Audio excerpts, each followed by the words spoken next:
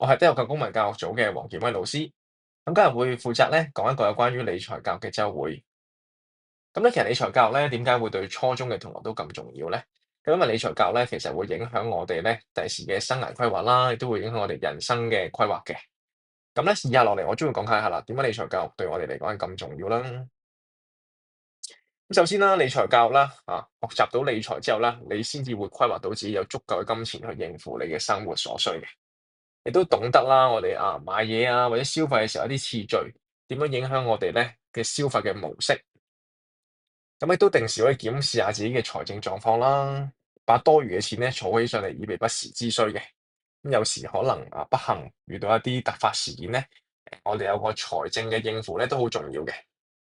咁另外啦，如果你有閒錢亦都可以咧選擇去幫助一啲有需要嘅人士啦，就唔需要同人哋借錢度日啦。最後啦，亦都係啦，我哋要學懂咧珍惜同埋善用而家我哋咧有嘅嘢，咁亦都係理財教育想帶出嘅一啲重點啦。咁理財教育咧，週會講座完咗之後咧，都想希望大家咧參加一個叫做全港理財爭霸戰嘅網上問答比賽。咁呢個問答比賽咧，其實係分3個階段進行嘅。而家其實已經開始咗第一個階段㗎啦。呢個比賽嘅獎金獎品咧係非常之豐富嘅，大家都睇到咧，咁冠軍嘅同學咧可以有3000蚊獎學金啦，亦都有機會咧得取到個人獎項。個人獎項咧，只要咧你喺嗰個階段裏邊咧答得最快、啱得最多嘅題目咧，就有機會得到 iPad 或者書卷嘅。咁希望同學咧一陣咧簡單聽完我講解15分鐘之後啦，亦都可以認真去參賽。咁作答10條嘅選擇題，咁咧就最高分最快同學咧就會得獎噶啦。咁同學就話啦，係邊有可能咁容易聽到一堂就會攞到獎啦？其實過去咧，你哋師兄咧喺呢個理財爭霸戰嘅表現都相當之唔錯噶。咁過去2023年同2024年咧，我哋都獲得咧全港頭3名嘅問答比賽嘅得獎嘅學校啦。另外亦都有師兄你都見到咧，係得到個人嘅獎項嘅，有證書亦都有書卷嘅。咁希望同學咧一陣細心聆聽10至15分鐘啫，咁你就可以咧有能力去答嗰10條問題咧，為自己為學校爭光啦。咁今日咧，我會介紹4個概念嘅，咁4個概念都同大家嘅理財教育係相關嘅。咁第一個叫網上消費啊，我諗大家都有機會啦，或者都試過啦，透過互聯網去買嘢啦，無論衫褲買鞋襪啦，衣食住行都有機會嘅。咁網上消費即係指咧，透過互聯網咧，不受時間同地域限制咧，可以直接去買你想買嘅嘢。咁但係咧，網上消費都衍生咗啲問題嘅。咁喺左手邊交叉嗰啲咧，就係我哋網上消費衍生咗一啲嘅問題啦。例如啦，啲同學或者有啲人士咧，就會咧用一啲公共嘅 WiFi 去填寫你個人資料啦，甚至乎光顧咧網上一啲咧唔知名嘅社交平台嘅網店，例如啲 IG Shop、Facebook Shop 等等啦，甚至乎點擊一啲咧唔知名嘅優惠嘅連結。咁呢啲嘅唔應該嘅行為咧，都會令到咧一啲個人資料或者外泄咗啦，甚至乎招致一啲財務損失嘅。咁咧亦都會咧喺個導致咗咧大家造成啲金錢嘅損失啦，亦都係我哋理財方面唔想出現到嘅。咁大家其實有啲咩嘅措施可以好好保障自己做一個良好嘅消費咧，做一個理性嘅消費者咧？咁第一啦，你要留意多啲啦使用 WiFi 嘅時候咧，唔好用一啲不知名嘅 WiFi 啦要有啲主要有個 domain name 嘅，即係有個名嘅。個名咧可能係顯示翻，譬如學校嘅、政府嘅咁樣，你會睇到呢個嘅 WiFi 名啦。另外啦，你都注意銀行發出嘅一啲手機嘅短信，喂，你譬如支付寶或者微信，或者甚至乎一啲賬戶消費員喎，銀行或者一啲商戶咧會發翻個短信俾你，咁你留意自己有冇做過呢啲消費啦。如果冇又俾人用咗嘅話咧，咁你即刻就要打電話去問下點解咯喎。咁最後啦，亦都建議大家啦，係安裝咧最新版本嘅軟件啦，包括你嘅手機或者你嘅應用程式等等啦，避免呢一啲資料外泄嘅風險嘅。咁呢個就係網上消費啦，大家要留意嘅，避免俾人盜用，導致一啲金錢嘅損失。呢個都係我哋理財教育咧要學嘅嘢嚟嘅，避免一啲我哋無謂或者無唔想要出現到嘅損失出現咗嘅。咁另外啦網上消費都離不開會使用信用卡啦。咁可能初中嘅同學比較陌生啲，唔知道乜嘢叫信用卡。咁我都講解下啦。其實信用卡咧就係一種非現金嘅支付方式嚟嘅。咁咧信用卡嘅持有人咧只需要咧用信用卡去消費，甚至乎喺網上輸入個信用卡嘅名或者一啲驗證碼之後咧，就可以咧向商戶付款㗎啦。咁甚至乎有啲人咧可以咧攞信用卡咧去櫃員機度撳密碼、撳錢、撳現金出嚟用嘅，唔一定要買嘢都得嘅。呢一個咧就係我哋下邊第一個 point 啦，叫透支服務啊，即係向銀行借錢咧，其實但係咧，其實透支服務當然啦冇咁大隻蛤乸隨街跳嘅，你可以向銀行撳錢出嚟用，自然就要支付一個好高額嘅利息啦，年利率咧係高達咧30幾個 percent 嘅。另外啦，信用卡亦都會可能咧衍生一啲盜用嘅問題啦，例如網上消費之後咧，可能你撳咗一啲冇受保護嘅連結啦，就俾人盜用咗你信用卡資料攞去消費啦。亦都有時咧，可能信用卡咧離咗手可能擺咗喺台面，或者唔知攞咗去俾啲商戶找數嘅時候咧咁啊俾人哋抄低咗你啲資料咧，亦都有機會咧俾人盜用到嘅。因為信用卡咧只需要輸入到資料咧，喺網上或者各大嘅平台咧就可以買嘢噶啦。最後咧都建議各位同學咧希望透過官方嘅網站去購物啦，咁就可以減少信用卡資料外泄嘅情況啦。咁頭兩個概念同大家分享翻啦，就係關於網上消費同埋信用卡。OK，呢兩樣嘢咧都同你哋生活咧係息息相關嘅。雖然同學暫時可能未有機會用到信用卡啦，但係第時會好有機會用到嘅。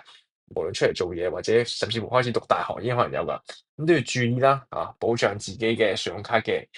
安全啦，唔好俾人盜用到啦。咁就唔會造成一啲咧財務嘅損失啦。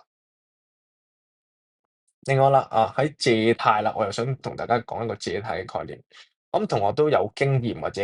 曾經啦，可能會問過人借錢或者借過錢俾人嘅。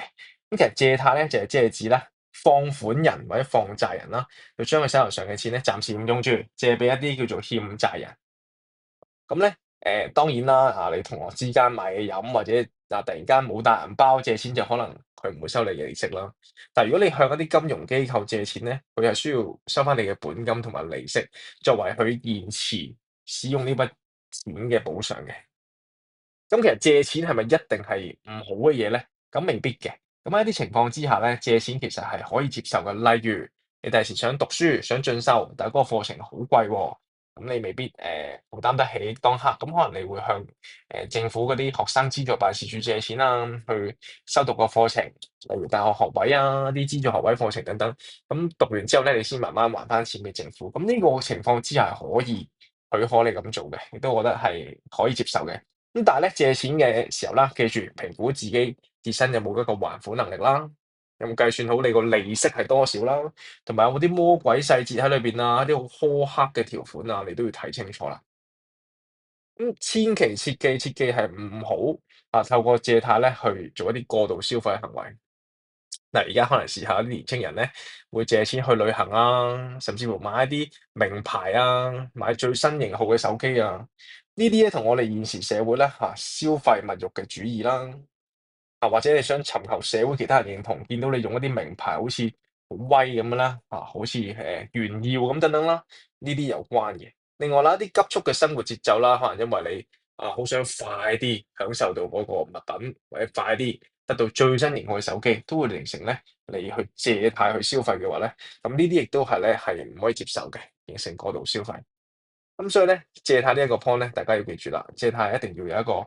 合理嘅原因啦，避免咧借嚟過度消費或者享受，往常就絕對唔建議啦。咁今日最後一個概念咧，就同大家講投資啦，咁咧三個概念講咗啦，包括係我哋話頭先啱啱講咗嘅借貸啦，信用卡啦，同埋甚至乎一啲消費啦、網上消費啦，咁而家就要講埋投資啦。當你咧收到一筆零用錢或者利是錢嘅時候，你有冇諗過一啲方法令到佢變多啲咧？咁咧，黃 Sir 今日咧就介紹一個穩定嘅、穩健嘅投資方法俾大家啦。第一個叫定期存款，第二個叫債券。定期存款嘅意思咧，即係你將呢一筆錢咧就擺喺銀行裏邊，喺一段期間你係唔可以提出嚟嘅，銀行咧就會俾一個較高嘅利息你啦。咁現時咧，香港嘅定期存款利息咧，大約係3至4%啦。因為咧喺固定期間你就唔可以提呢筆錢出嚟俾你就咁入落去戶口咧，一般戶口咧，所以你個息率係高啲嘅。而且風險亦都較低啦，因為你擺筆錢喺銀行，除非間銀行係倒閉咗嘅啫，否則你攞翻嘅時候咧，都應該風險高嘅，所以係比風險比股票低啦嚇。另外啦，第二個投資嘅工具咧，可以幫大家咧增值你嘅利是錢啦、零用錢嘅咧就係債券啦，咁債券其實即係咩咧？咁咧債券其實即係咧一啲金融機構或者銀行發行嘅一啲借據，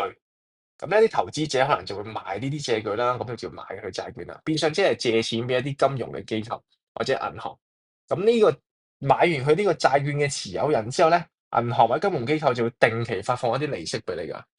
同定期存款相似啦，除非係間金融機構係倒閉嘅啫，否則咧投資者都可以定期收取到利息嘅。咁嗰個回報咧，亦都係好穩定，亦都比股票穩定啦嚇。因為股票係可以唔派利息俾大家嘅。得咁今日網上就介紹咗4個有關於理財嘅一啲詞語啊、一啲概念俾大家咯，包括係網上消費啦、信用卡啦、投資啦，同埋我哋頭先講到嘅借貸啦，呢4個概念啦。咁希望同學咧透過一陣呢4個概念咧，就應該足夠去答我哋嘅網上問答比賽噶啦。好，而家咁有請咧所有同學咧攞你嘅 iPad 啦或者手機出嚟，咁咧就可以 scan 呢個 QR code 或者打翻呢個網址，咁就去全港理財爭霸戰嗰度咧答翻嗰10條嘅網上問答題啦。